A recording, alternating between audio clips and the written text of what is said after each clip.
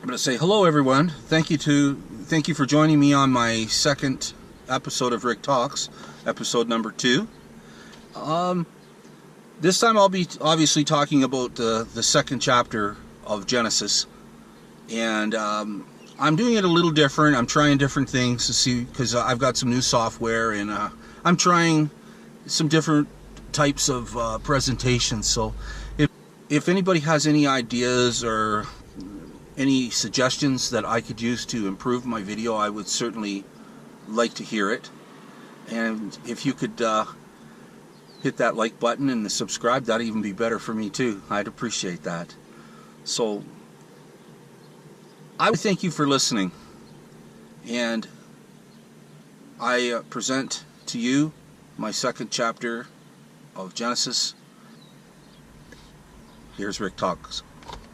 Genesis chapter 2, verse 1. Thus the heavens and the earth were finished, and all the host of them. Verse 2. And on the seventh day God ended his work which he had made.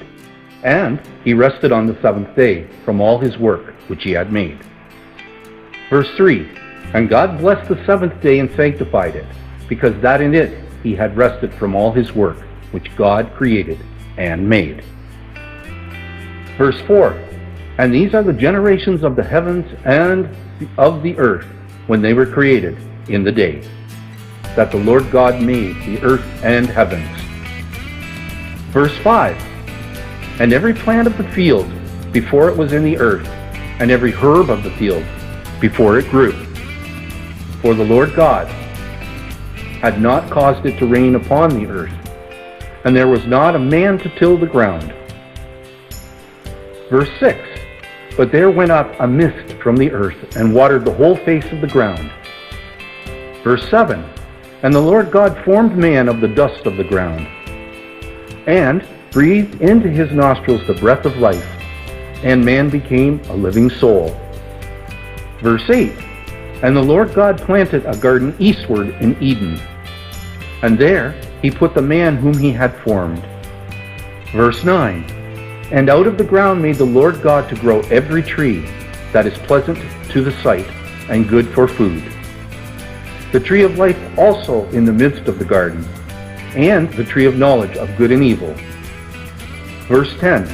And the river went out of Eden to water the garden, and from thence it was parted, and became into 4 heads. Verse 11. And the name of the first is Pison, that is which compasseth the whole land of Havilah, where there is gold. Verse 12. And the gold of the land is good.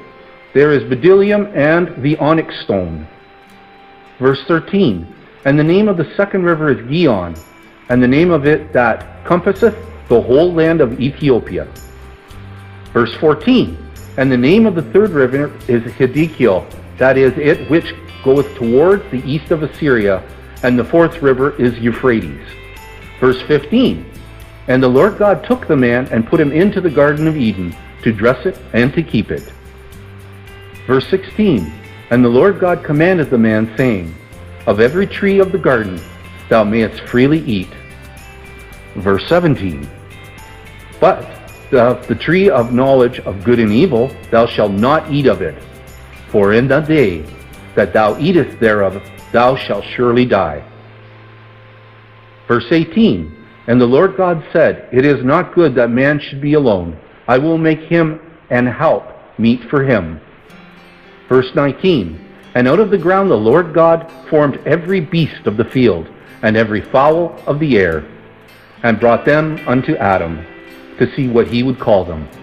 And whatsoever Adam called every living creature, that was the name thereof.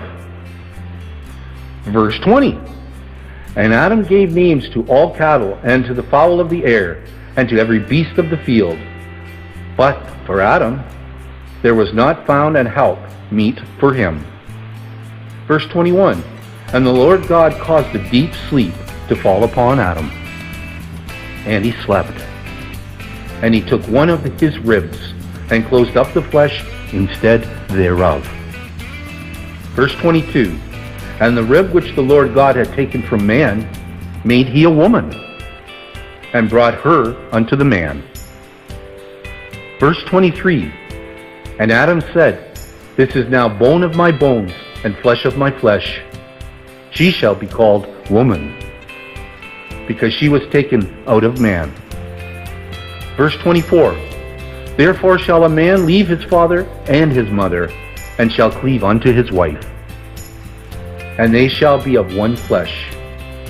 Verse 25, And they were both naked, the man and his wife, and were not ashamed.